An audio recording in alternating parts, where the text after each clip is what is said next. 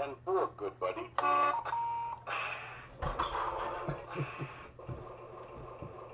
Hey guys, welcome back to Truck Driving Corner. Tonight I'm going to tell you a story about North American van lines.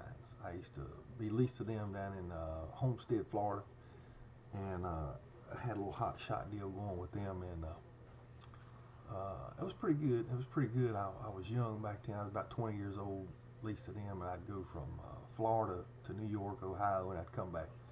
Most of the time I'd stay in Florida and do local stuff. Sometimes I'd go to Tampa, Tallahassee, and then come back to Miami and Homestead, and I had to drive home to Pompano.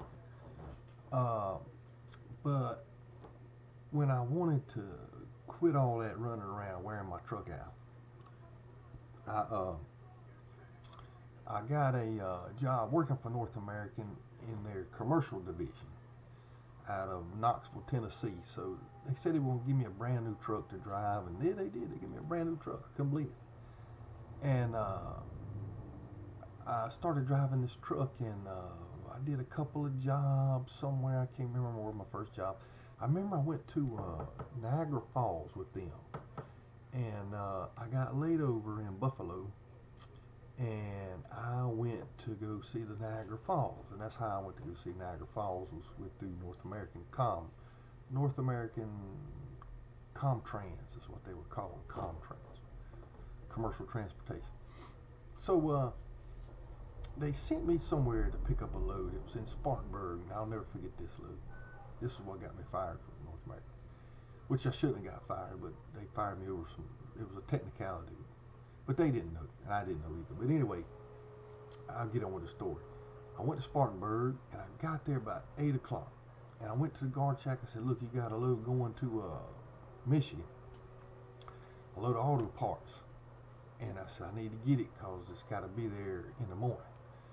And she said, well, it ain't ready yet. I said, well, when is it going to be ready? She said, we'll let you know. Just keep your CV on channel 23.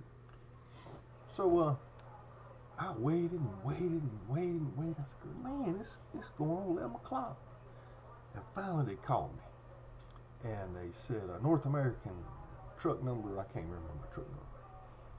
And they said, your load is ready. Proceed into the gate and pick your load up, stop at the guard shack, and get the bills on your way out.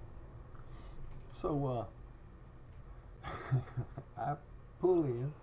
I hooked to the trailer. I hooked my airlines up. I rolled the landing gear up, and pull away from the dock. And I go to shut the doors, and there's nothing in the trailer. I look again. Nothing in the trailer. Absolutely nothing. Just nothing but plywood walls. And I walked up to the guard shack. I said, look, I got to get these parts to Michigan, but you give me the wrong trailer number. She said, no, I did not.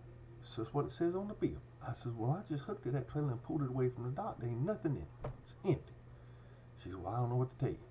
I said, well, call somebody in there. She said, they're all gone for the night. I said, well, what am I supposed to do? She says, I don't know. You're going to have to wait till morning. I said, okay. So I had to drop that trailer back up to the dock and drop it. Pull back out of the gate and spend the night right there on the side of the road where they had a big wide place where I could sleep. And that morning I got up 6:30. They came in at 7. I walked in at 7 o'clock.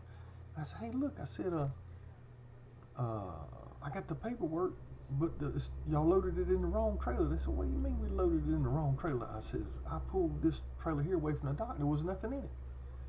He said, read the bills. And I read the bill. I looked at the bills. I said, well, it says it's supposed to be a load of automotive parts. He said, well, follow me. So we went down there to that trailer, that same trailer, the one I backed back up and dropped again. And we walked in it, and he says, go up there and look in that trailer. And I said, I can see from here, there's nothing in it. They said, just going up there. Come on. They walked in there with me. We walked all the way to the front of that trailer, and there was a piece of plywood that looked the same as the plywood walls that was flung over a stupid roll of carpet, not even 3 foot, 4 foot wide. And I says, what the hell is that? He says, that's what, look on your bills. Roll of carpet, 300 pounds. And I said, well, I didn't know that's all it was in there. I mean, you couldn't see it. He says, well, I don't know what we're going to do now because that load was supposed to have been there here in a couple hours. And I said, yeah, I don't know. I said, well, I can go with it now since I found out. I mean, you know, somebody should have told me it was just one roll of carpet. You know, that's what my argument was. So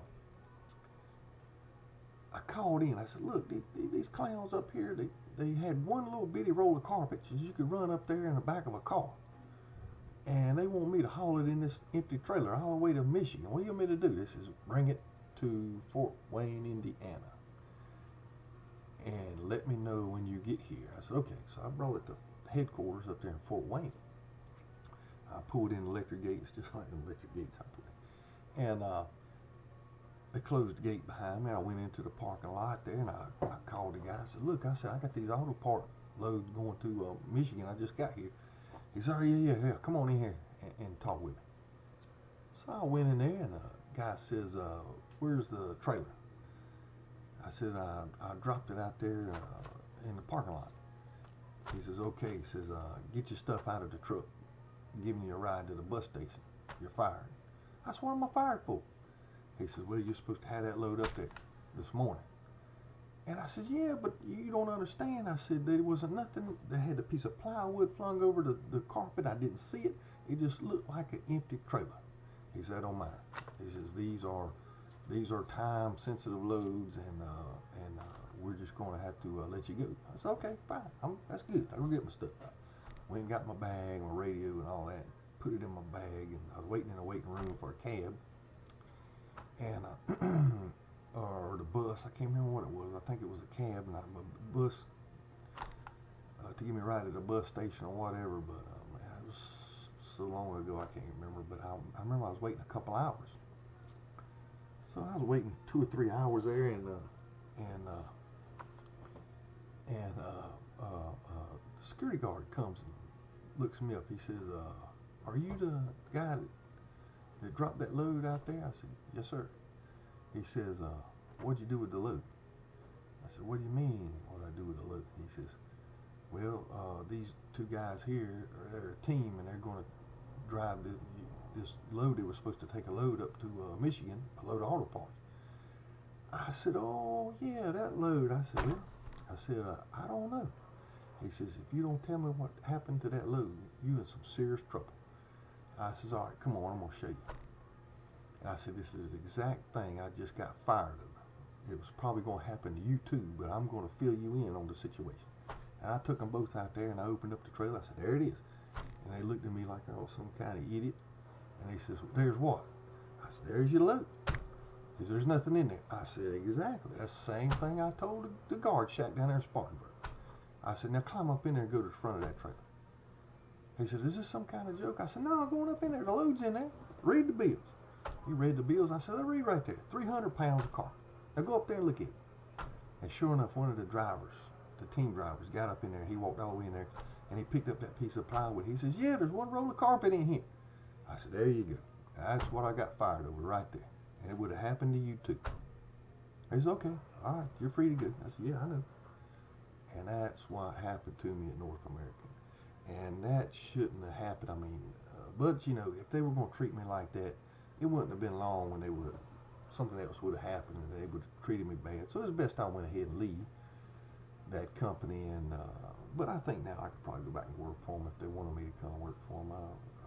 I've done made the rounds. I know what it's all about, and everything's cool now. Everything is smooth in life, and that's just how it should be.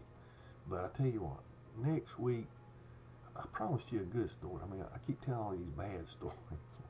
They're funny now. They weren't funny at the time, but now they're funny. And I got a good story I'm going to tell you next week. I don't know what it is yet, but I guarantee it's going to be a good one. I'll tell you about them alligators that attacked me down in Florida whenever I went to Wakulla Springs, and I parked up on the road, and I had to walk 2 miles down to the Wakulla Springs. It was a natural spring in Florida. And what the alligators weren't used to is somebody walking on that road. They're used to cars going by all day long. But whenever they saw somebody walking, they panicked and they all started running out of the woods to get to the water. And they had to come across the road, and there was alligators going everywhere. It scared me to death. But I scissored right back up there and got my truck, and I bobtailed down to the place. And I spent a day at Wakulla Springs. That's a real nice place down there, just south of Tallahassee. It's a huge spring, and Jacques Cousteau dug it back in the 70s.